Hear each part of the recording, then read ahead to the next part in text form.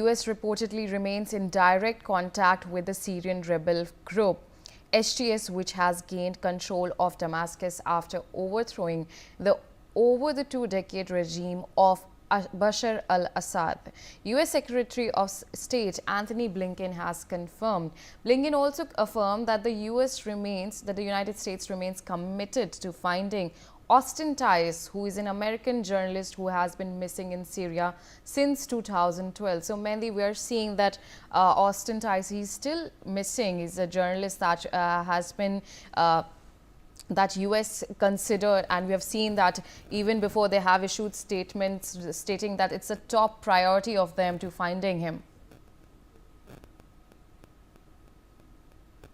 Mendi, if you're on the telecast, when it comes to United States finding Austin Tice, we are seeing that he has been missing for quite some time, and United States has issued statements earlier also stating that it's a top priority of the government of finding Austin Tice.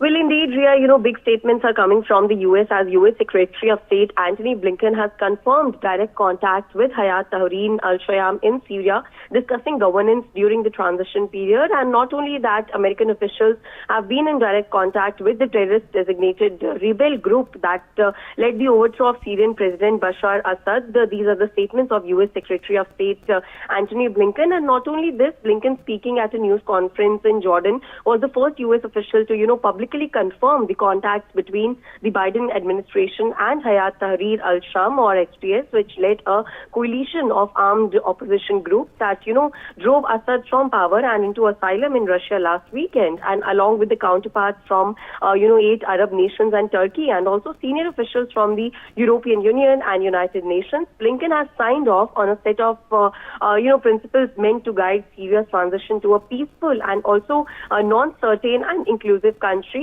But Ria, Blinken would not discuss details of the contacts, but he said that it was important for the U.S.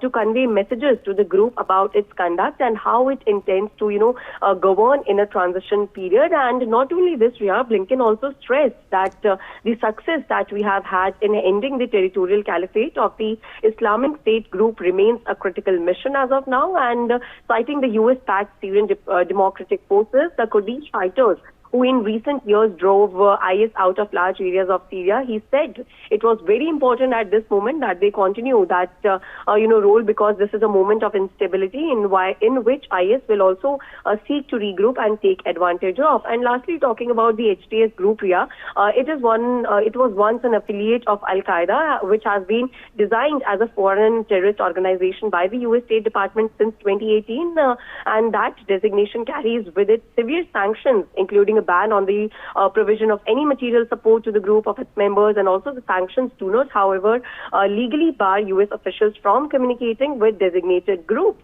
But also, the group's leader, Ahmad al-Shahra, formerly known as Abu Muhammad al-Golani, did not address any direct contact with the United States, but still, U.S. Secretary of State Antony Blinken has confirmed the direct contact. Yes, Priya.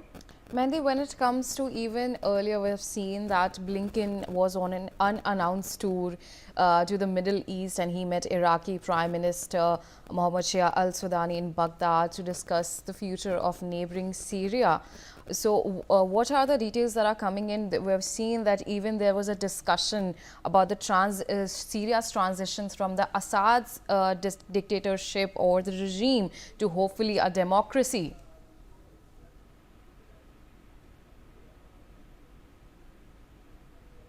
Well, Ria, talking about that, then Blinken has already made an unannounced visit to Iraq and met with the Minister Mohammed Shia al-Sudani to discuss, Syria's political transitions also, and calling for a non-sectarian administration following the fall of Bashar al-Assad. This top U.S. diplomat is, right now touring the Middle East to establish a united front with Arab and also Turkish allies on the set of principles that Washington hopes will, guide Syria's political transition, such as inclusivity and also respect for minorities. So, talking about the situation right now, so yes, Antony Blinken is making very serious statements as of now and is touring to the Middle East. Yes, Ria. All right, Mehendi, thank you for sharing those details.